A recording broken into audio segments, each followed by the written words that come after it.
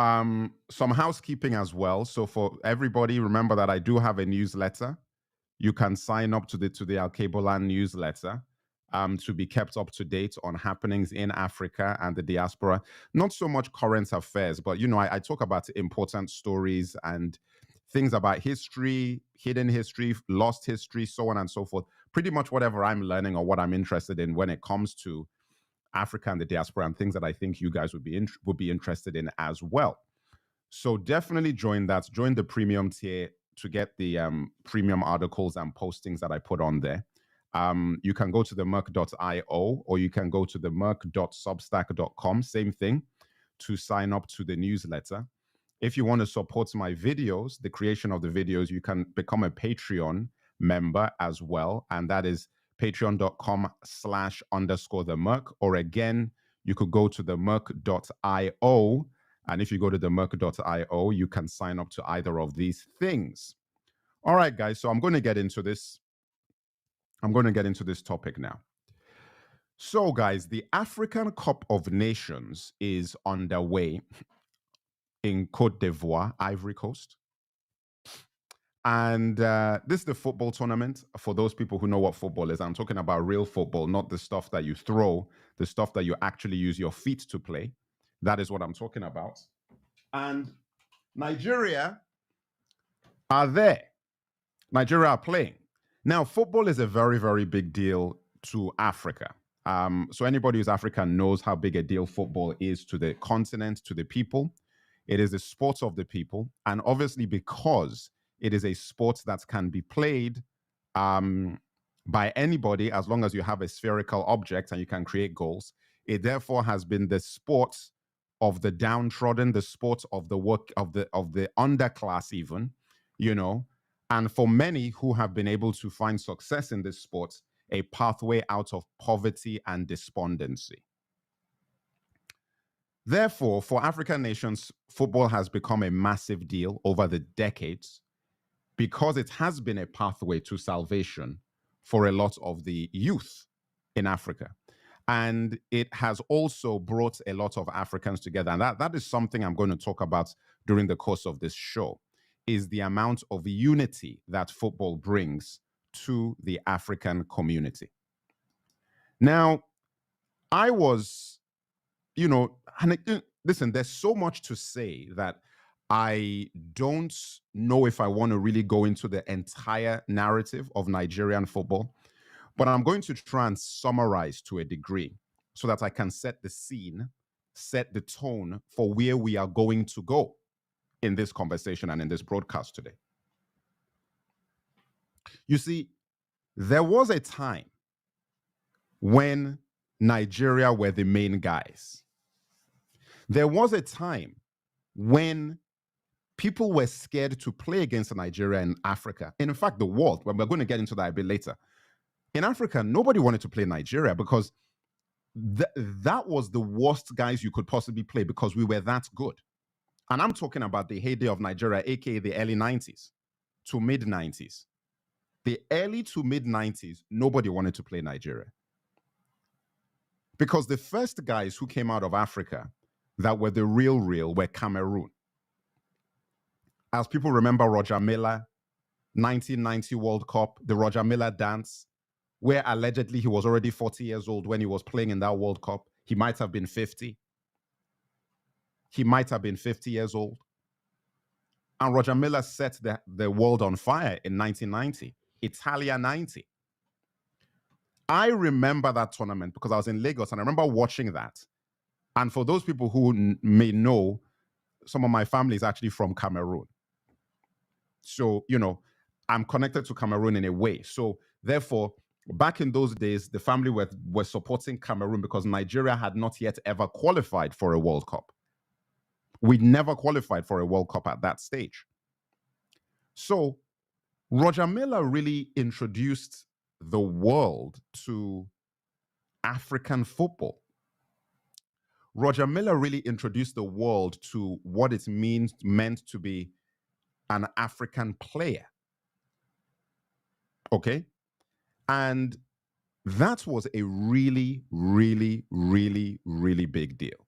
It truly was. Now, when I say that he introduced the world to it, then it became a situation of, okay, how do we listen? I'm going to have to be careful about how I even phrase this. It's like other African countries, I think, realized the impact that could be made by actually being good at football, by actually participating in football, by actually being part of the conversation when it came to football. And for me, it was a big thing because I saw how Nigeria could participate on this stage because guys played football in Nigeria. Fast forward, that was 1990. 1994, because from 1990 to 94, Africans started taking football really more seriously because of what Cameroon did. So Cameroon were like the trailblazers for it, and Africa started taking this stuff seriously. Now, 1994 comes, and African Cup of Nations, 94. Let me tell you guys, the Nigerian team of that African Cup of Nations was dynamite. For those who remember the Rashidi Yekini team, Samson Siase and all those guys of 1994, Emmanuel Amunike and those people, Okocha was a child. Oh, the guy that people who you think you know, Okocha was a little baby back then. He still went to the 94 World Cup, which I'll get onto. But Okocha was a baby back in 94. Like the guys, Rashidi Yekini and Siase and all those guys, Eguavin and all those guys, Stephen Keshi of 94 African Cup of Nations. I remember, do you know what? The thing is, when I think about it, I remember it so clearly watching that tournament and feeling like Nigeria had sort of grown as a nation in a way. Because Nigeria was going through a lot of things, you know. There was dictatorships, what do they call it, coups and things. So that African Cup of Nations of 94 really united Nigeria in a way that nothing else had ever done before. Because all that division of North and South and the East and this thing, the tournament just united the nation. Now, and guys, you know what? Let me open this chat up for now. I'm going to close the chat up a bit later on, but let me open the chat up because I know that some people might want to speak. But this is I'll put it back on members a bit later, but I'll open the chat up for now. Now, it's united the nation, and it gave everybody hope and dreams of what was possible. Nigeria goes to that African Cup of Nations in 94 and just wipes everybody out. Wiped. It was such a dominating march to the trophy that even I was shocked. I was a little kid at the time. I was a very little kid, but even I was shocked. I was like, damn, man, I didn't know we were that good. I'm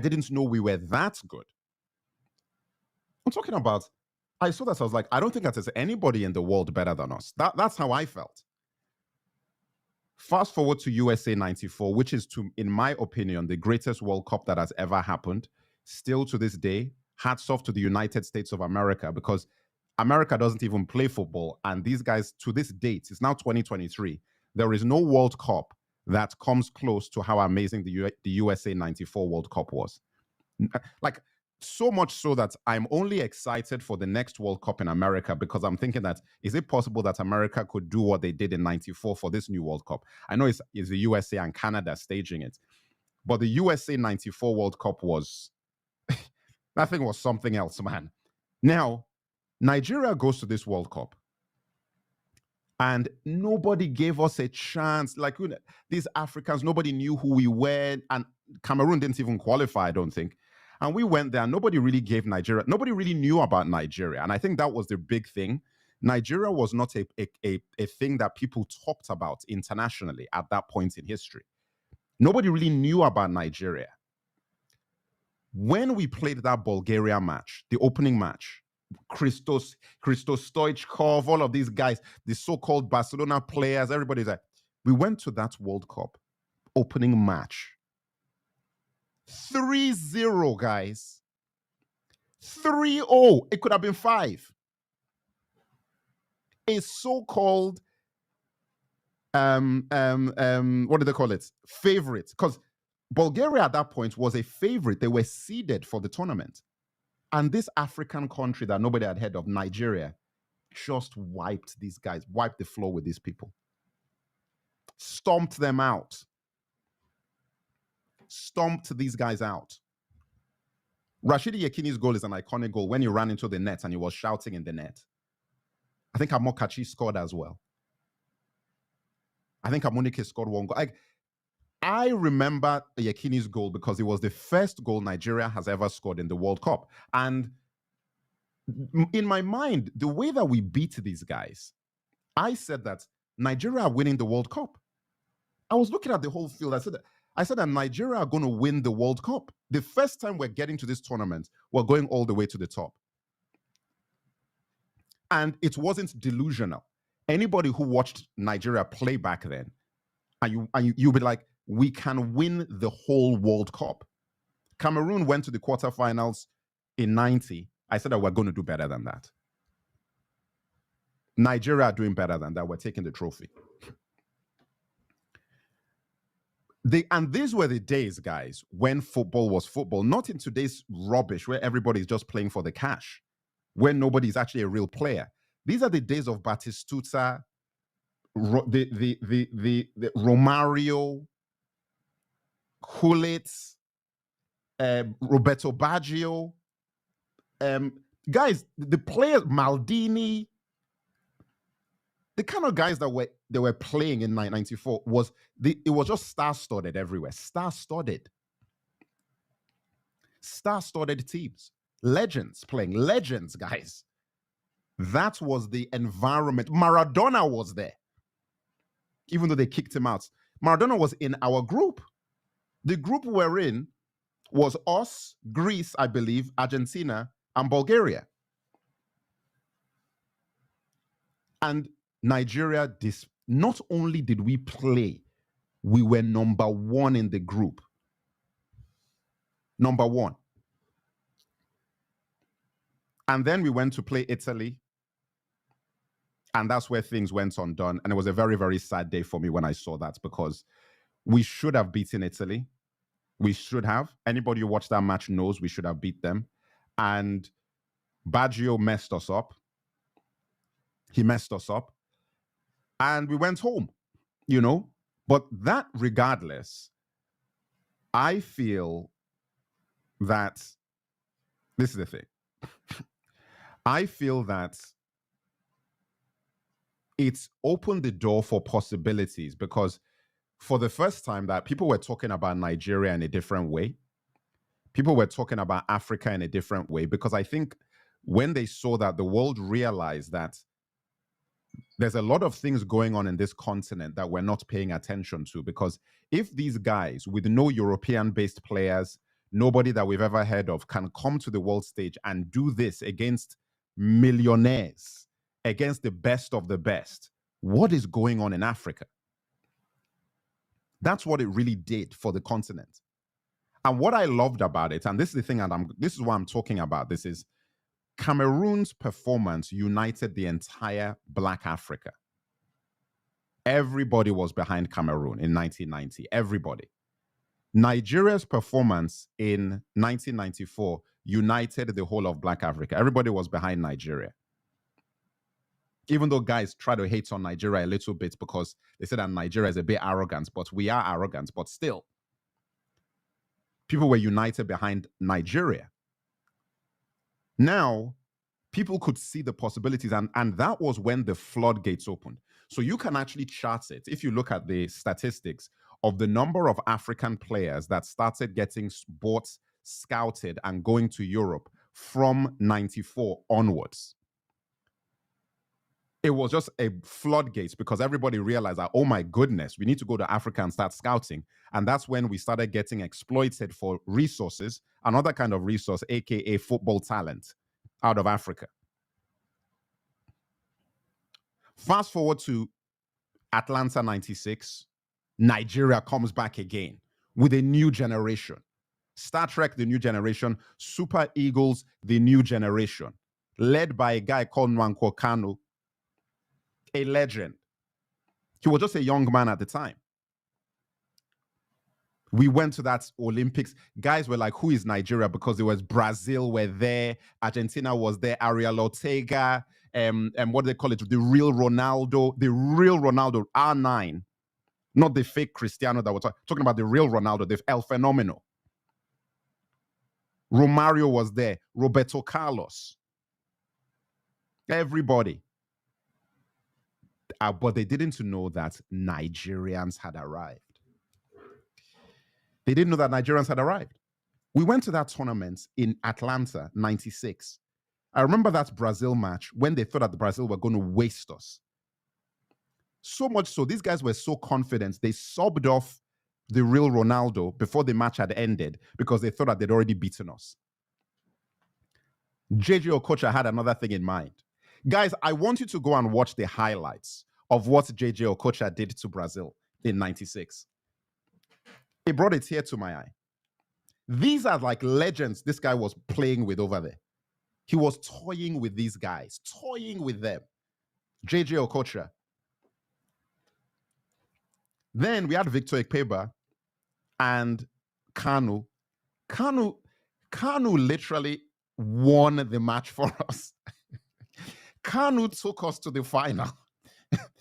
It was, listen, honestly, there are things that make legends in this world. That match, not anything Kanu did in Arsenal or anything like that. That game against Brazil made Kanu Nwankwo a legend of Nigeria. Never to be forgotten. Like what he did in that match against Brazil that took us to the finals against Argentina changed everything. And not only did we go to the final, Nigeria beat Argentina and won the whole thing. Gold. Guys, let me tell you this, right? That was one of the apexes of Nigeria as a country to me, because I feel like that win made a lot of people think that we were going in the right direction as a nation. And listen, people might think it's ridiculous to say that, but it actually did mean a lot. It meant a lot, you know?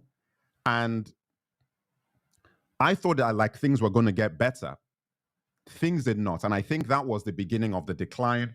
Went to France in 98, it was terrible, horrible performance. It coincided with a lot of unrest within the country as well. And then we end up to where we are today, where Nigeria doesn't mean anything on the world stage. And we're drawing with a country like Equatorial Guinea. No disrespect to them, but to be honest, I didn't even know Equatorial Guinea had a football team. It's a tiny country. These guys, credit to them. I mean, they deserved to draw with us. They deserved to probably win. They were winning the match before we had to equalize against Equatorial Guinea. So you have got to give Equatorial Guinea all the kudos and respect. That was not a lucky draw, and they could have, for to all intents and purposes, have actually won the match. But what it was for me when I was watching this thing was, I said, you know, this is an indictment of Nigeria and where we are as a country, as a nation, and as a people. That with all the with the population we have, the number of people we have, the talents we have, the resources we have, that we cannot put together a credible football team, a sport for which we are so well known over the last 2 decades, that we've now gotten to a stage where we do not even go and play Equatorial Guinea and guarantee a win. We've allowed the likes of Egypt and Morocco and all these North African countries to come and overtake us. It says a lot about what is going on in the country. It says a lot. To the point that, listen, I don't want to watch any more matches. Why do I want to do that to myself? Like, when I watched that game yesterday, it just reminded me of like a lot of things wrong with Nigeria. Like, I was watching the way these guys were playing. There's one thing you could never say about Nigeria. It was boring. Forget about winning or losing. Since when have you watched a Nigerian match and come away saying that it was boring? But that is what we do now. It was a boring performance, pensive. They just they're running around looking like they don't know where they're going or what they're doing. And I said, you know what? This is us. This is us. You know, I mean, there's no other way to put it. Like, this is Nigeria. This is us. This is where we are. This is what we are as a country. This is what we are as a situation, politically, in society, culturally, everything.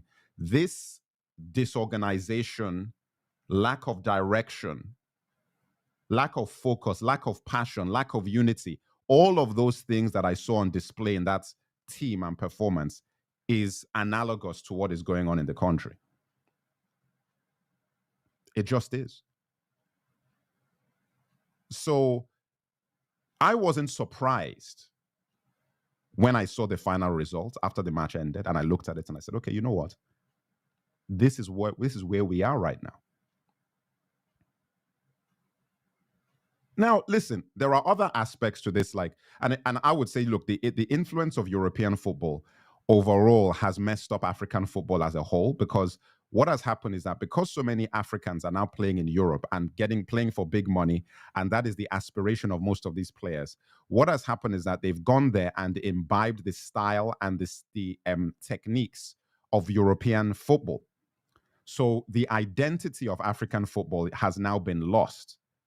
What used to work and what used to be so fascinating was the clash of styles that existed back in the day. And this goes for South America as well, because they've also been Europeanized. When you look at the way Brazil plays now compared to what they used to play. But the clash of styles was what made World Cups and tournaments interesting, because Europe actually had difficulty dealing with the style of African football and the style of South American football. Now that is not the case. Now everybody plays like Premiership teams. Everybody plays like Man United and Real Madrid and Barcelona and Bayern Munich. Everybody. If you look at these teams playing now, you cannot tell the difference between them. Nigeria in that match yesterday, I was like, this looks like a Premiership team. The way that these guys are playing is like a Premiership team. There is no difference. The way that Nigeria used to play, like the classic teams of 94, 96, Nigeria played like Nigerians. You could feel the heart and soul of the people, of the culture in how they were dribbling, how they were playing. That is gone now. It's gone completely. Even the music, the Nigerian Supporters Club, I was watching the match yesterday and I'm like, why am I listening to Afrobeats pop music in the halftime? Why am I listening to this? Why am I listening? I don't want to listen to that. This is Nigeria Super Eagles. We need the shakares and the talking drums. That's what it's supposed to be. The choir singers from the church, the tambourines. I don't want to listen to Afrobeats. What's that about? That's what's happening. Guys, everything's getting messed up, guys. We're losing our religion.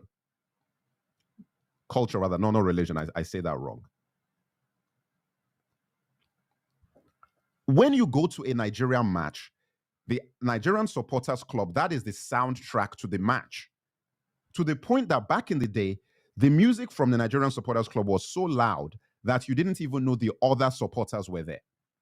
And that goes for that rubbish World Cup performance we did in '98, where the Supporters Club were the MVPs of the whole performance.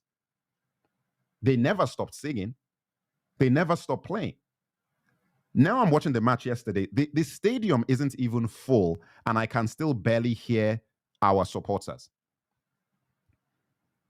Again, like I say, guys, this is an example of all of the problems with our country. This is not just about football. Football is just an avenue to the issues. Morocco went to the last World Cup. Look at what they did. The country in Africa that has gone the furthest in any World Cup is Morocco. And it wasn't lucky. Do you know why? The North African countries have always been more closely aligned with Europe than Black African countries since the modern times. We've talked about the racism, we've talked about the anti-Blackness, yes, but that is also linked to the fact that these people seem to like Europe very much when it comes to doing business and imbibing certain cultural situations. So when it comes to football, and you look at how Egypt and Morocco play now, those guys play like French teams, like they're basically France B team. Morocco is like the French B team now.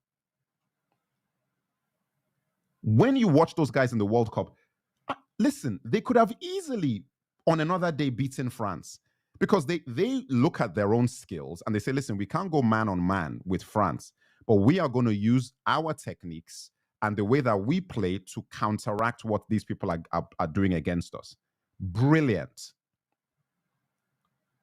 And unlike how Morocco would probably react to Nigeria if we were in that position, I was supporting Morocco as an African country. I was supporting Morocco. I wanted Morocco to win. They probably don't want Nigeria to win, but I wanted them to win. You know? But I was looking at it, and as much as I wanted Morocco to win, I also felt very sad because I was like, look at what Morocco is doing, and we didn't even qualify for the tournament. Nigeria is sitting at home. And you know what? This is the thing. Because we have such a low self-esteem about ourselves now as a nation, the Nigerian players probably weren't even ashamed of themselves watching that tournament. They were probably on holiday, doing their thing, and they weren't looking at that tournament in embarrassment. You see, what I like about Brazil is that even if Brazil has been slipping, if Brazil doesn't qualify for a tournament or they play badly, those players cannot show their faces in Rio or Sao Paulo. They can't show their faces for at least 3 or 4 months. Anywhere they go in that country, they are getting harassed. They cannot show their faces. Nigeria, on the other hand, these people are partying and I'm just like, this is the thing, guys. You need to understand that football could actually save us. You need to understand how these things lift people's spirits and can serve as a conduit for unity, which is what North Africa seem to understand and we don't. We don't seem to get it. They don't have a tenth of the talent that we've got. Egypt, they have Mohamed Salah. That's it. Algeria, all they have is Riyad Mahrez. That's it. That's it. Hakimi is the only person that they have in Morocco. And when I'm talking about the top guys who you say, okay, this guy's a world player. Those are who these people have. When you see them playing, who is playing in a way that you're like, oh my goodness. No, compared to what is going on in the kind of players you can see on the road in Lagos, in Accra. But look at what we're doing. Same thing with Ghana. I said it at the top of the show. Ghana, look at what Ghana went to do. Look at what these guys went to, what these guys went to do in the tournament. The same issues. The same issues. We're finished. I'm annoyed because I'm sitting here thinking to myself that, you know what? I come from a country that hasn't got a team anymore, and the identity is just rubbish. So when these tournaments and things come up where everybody gets excited about their country and about so on, I don't have that anymore. I'm not looking forward to the African Cup of Nations. I'm not looking forward to the World Cup. I don't want to go to the World Cup and get embarrassed. Why would I want to go to the World Cup? Because as I said, when you've got problems in your country, these things actually just serve to make these things worse. It just makes it worse because it's like looking at, you see like how we're performing. We don't even have that to fall back on in terms of just feeling good about yourself. We don't even have that to fall back on.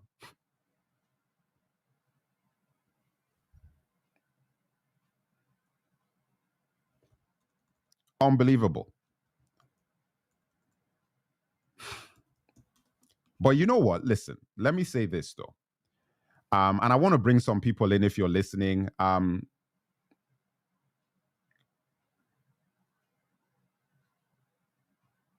If you guys want to comment, I want to hear from you because I know I've said a lot here. I want to hear your thoughts. I'm going to put the call-in number on the YouTube. So that's the call-in link right there for anybody who wants to call in. If you are listening on Instagram or anywhere else, switch over to YouTube. The link is in my bio. And I would like to hear from you in this second half of the show to see what your thoughts are about what the fall of Nigerian football says about the country. Otherwise, I'm just going to keep going in on this because, you know, I mean, I think that the thing is this, look, there is so much to say. There is so much to talk about. You know, even down to the corruption of how players are chosen and the way that that mirrors what is going on in the country itself. The fact that I cannot believe that the players I saw yesterday are the best players out of Nigeria. I can't believe that is true.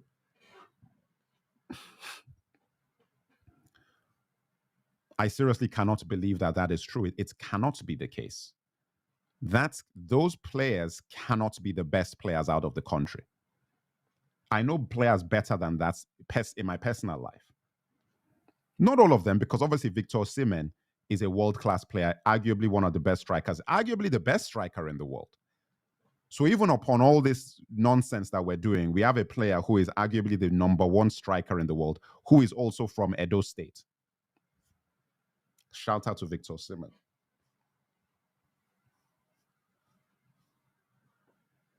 A Benin man.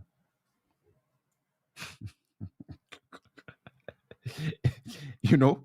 So at least I can take that as a silver lining to the rubbish that's going on. I can take that as a silver lining, you know? But in reality, guys, you know, and all jokes aside, you know, it's sad because there are a lot of things to be resolved. There are a lot of things to be fixed. I see you, Relone. I will bring you on.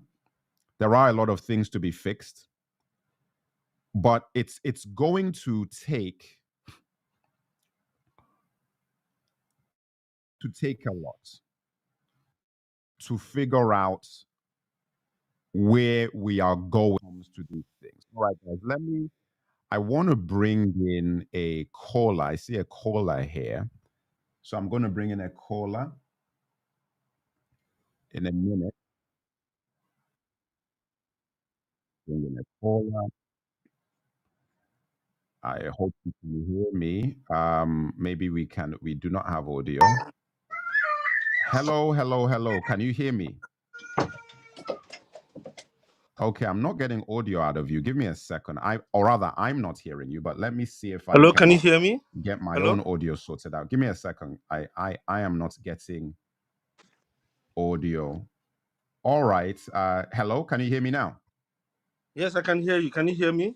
I do not know why I'm not hearing you. Let's see. Audience, can you hear the caller?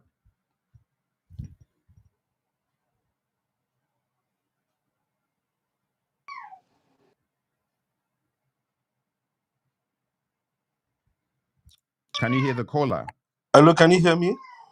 I cannot hear him. I do not know why. All right, guys, let me figure this out. I do not know why I cannot hear the caller.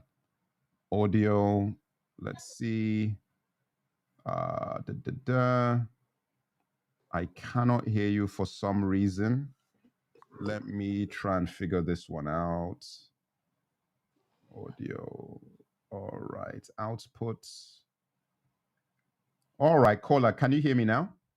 Yes, I can hear you. Can you hear me? There we go. I can hear you now. Sorry, that was my technical difficulties. No, it's All fine. right. You gave a very first of all, good afternoon. I'm calling from Germany. You gave a lot of analysis in regarding to the reflection of our society, our country in the football aspect. You said so many things that that's my perception as well. And we need to remember, okay, now how do these habits affect our footballing? We need to remember a situation. I'm going to make an example. When Togo went to an African Cup of Nations and they were attacked, if you could remember, Yes, I remember with what's his name? Emmanuel Adebayo and his Emmanuel people. Adebayo, they lost the goalkeeper or one of their technical staff. I don't know. Later on, we find out that the next edition they were banned. Then we later realized that there is always a provision that we all remember that government are not allowed to intervene in football association according to FIFA. So we now realize that for every qualification of FIFA tournament or CAF tournament, there is an amount of money given to these the governing bodies of the country. So they don't want the team to go far. The more the team goes further in the competition, the more money they have to pay the players. The patriotism and is not even there. And then when we have to talk about the players' commitment, we lack developmental skills as a people. Generally, we have different mentality about success. Success is all about individual thing. We don't Right. believe in 100%. we don't Yes. believe on collective method of moving forward. No matter how rich I am, I'm still very poor as long as my neighborhood is in shambles or is in mess. We don't, 100%. we don't have this ideology and this mentality. And this happened to look at Pacero, the current Super Eagles coach, with all due respect. Look at his profile. Look at his profile. And this is Where the is he best. from even? I heard this from Portugal. It was imposed on us like the political system imposed people on us as well. No, but what I'm saying is that what's his credentials? I don't know. I heard he did very awful in Venezuela or Saudi Arabia, as I've heard. He has no in-game development. Everything that happened in Super Eagles yesterday was exactly what happened in the national team in the country. It's a true reflection of what is going on in Nigeria. Same applies to Ghana. No, listen, that is what I was trying to say in the show. People don't listen to me when I say it. I said that what is happening with us in that football team is the exact carbon copy of what's happening in the country. Absolutely. It's literally the same exact, from the corruption of how the players are selected, to the management selection, to the exploitation of the players, to the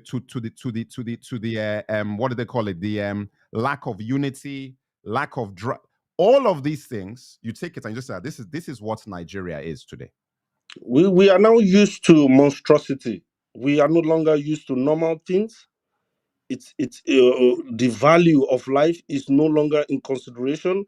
As long as, okay, one person is making it, we just go after him and see what we can get from them. Right. As a people, we don't have this collective understanding of doing something great. It's no longer in the Nigerian. I could remember. I'm 36 now. I remember when I was younger, I dare not say to my dad, "I want to be a DJ." We now come to terms with all of this reality. We have things that are not normal as normal norms now. Look at what the former NFA chairman did to the Nigerian football. Look at our political system. Look at the youth mentality. This is how we are coming up. We are in serious mess. We have one of the best soccer team in Africa, but we can't just put Not ourselves together. anymore. We Not can't anymore. we can't put ourselves together. You said something about the European culture into our football play. Absolutely correct. When I look like the likes of Alex Iwobi, with due respect, Aruna Lukman, they suffered under this humility. They suffer under this cultural play. I saw Cape Verde and Ghana. They outran the Ghanaian, the Black Stars yesterday. Speed, full speed. Hungry guys representing Cape Verde. Mm-hmm. Full speed. They ran them out. The Ghanaians were unable to stop these guys. But you know something funny? Let me tell you this. Yeah. The way that those people are playing That's European football, speed and endurance, all of that sort of stuff. If Nigeria and Ghana were still playing the way that they used to play during Abedi Pele's era and all those sort of people, right? Yeah. That style counteracts this style. Absolutely, but you can be running all you want to run.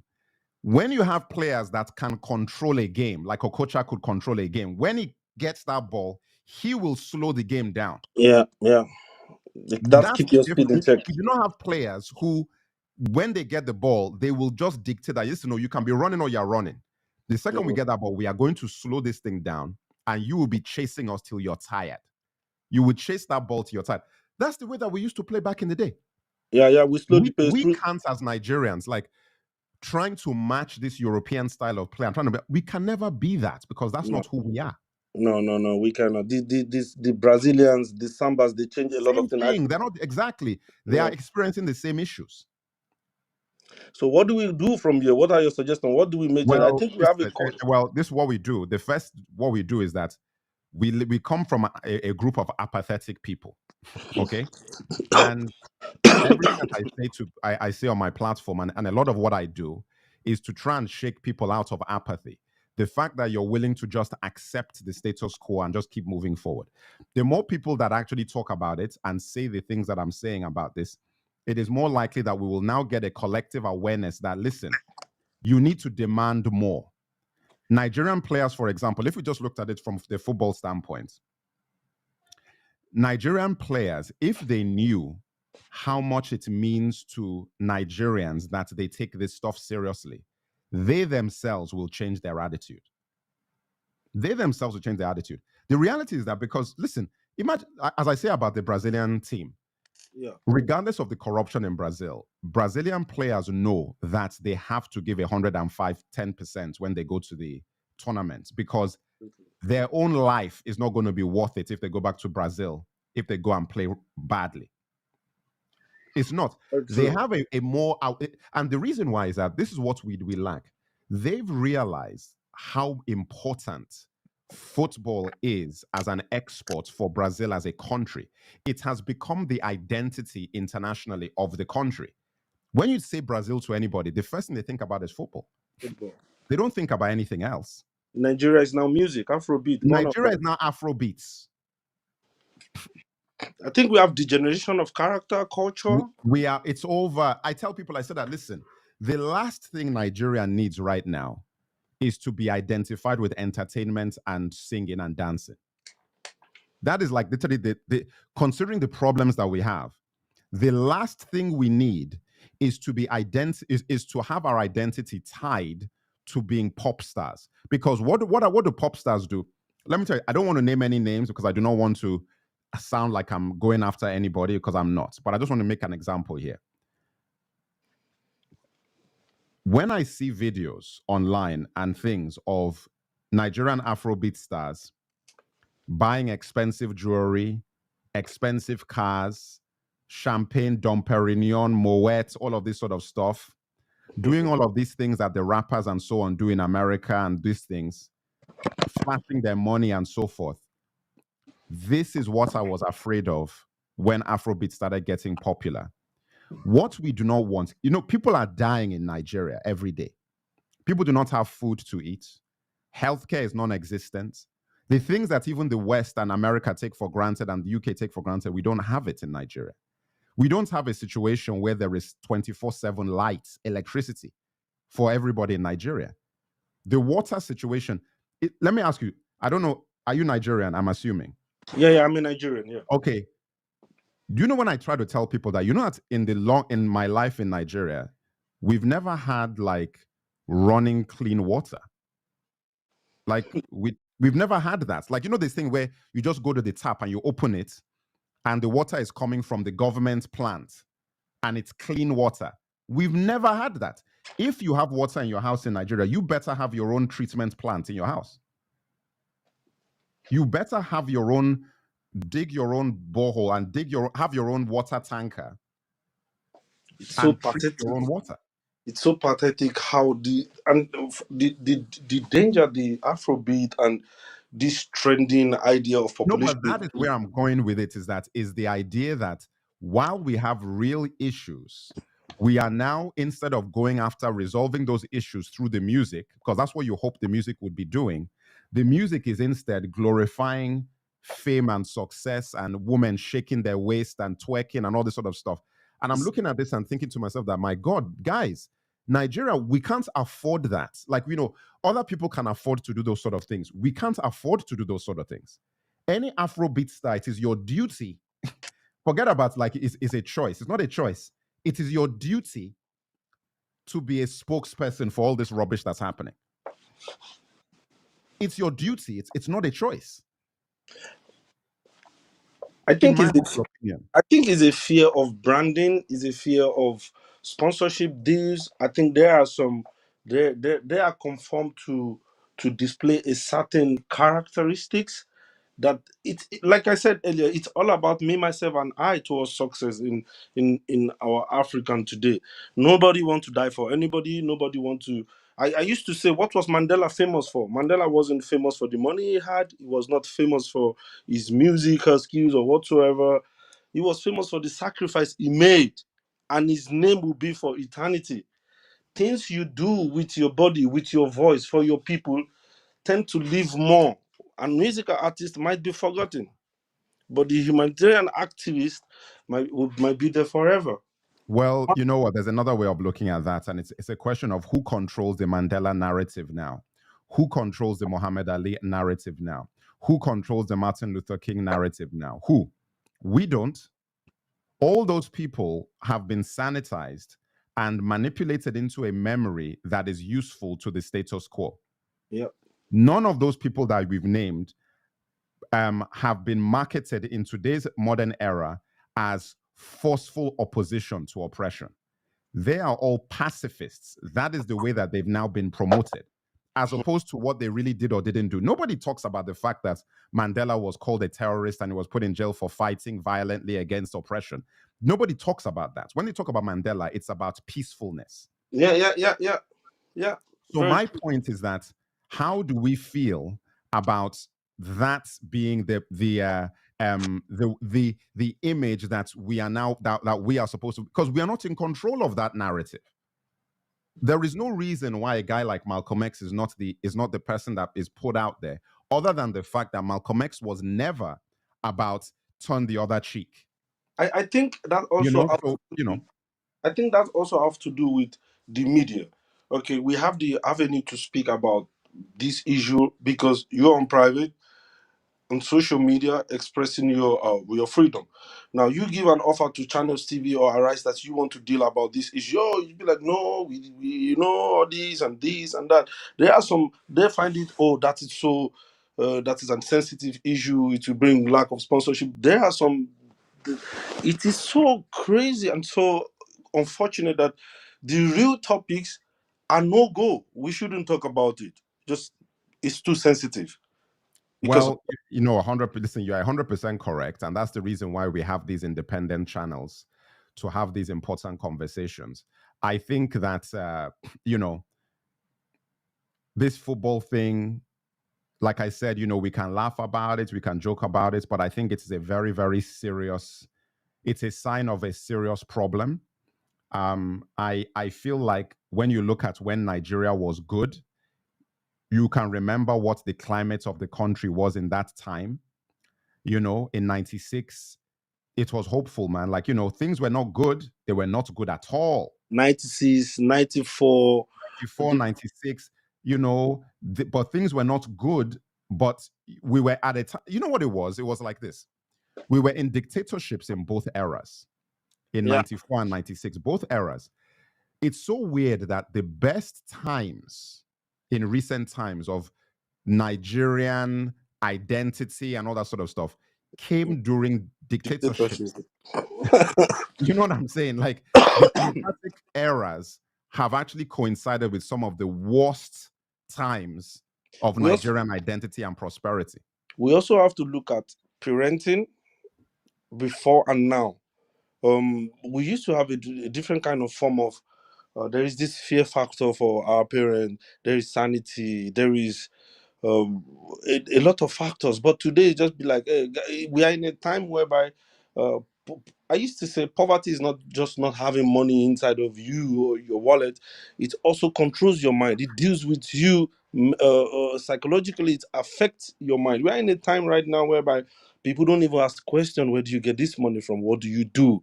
We have teenagers and young boys of all of a sudden multi-millionaire, and no one questioned that, because the level of poverty, nobody even cares. They just want to eat. They just want to drink. And the monstrosity have gotten to national level, to every individual in top offices. Nobody question anybody. Right. It's unbelievable what we are going through in Africa, not just Nigeria. And the reflection was the football yesterday. Yes, no, I agree with you 100%. But anyway, look, we're coming to the end of the show, but thank you very much for joining. You Thank you said very you're in much. Germany. Yeah, How thank did you you so even much. find the platform? Were you from TikTok, Instagram, or from YouTube? You've already had this. You have a lot of information to share. I'm in line with your perspective as a person. I've always been looking for my problems and why we are like this as a people, as a continent. And I'm talk wherever platform you are, even here. So don't worry. Oh, I mean, where did you first find the platform? Was the first place you saw my platform on TikTok or On YouTube TikTok, or yeah, here? on TikTok, Okay, TikTok. Okay, cool. Great. Anyway, you know what? Thank you so much. And, Thank you. I appreciate it. Thank you. It's my pleasure to be here. Have a wonderful day. All right. Fantastic. All right, guys. So as we play this out, we're going to take a quick break. Then I'll come back and close out the show.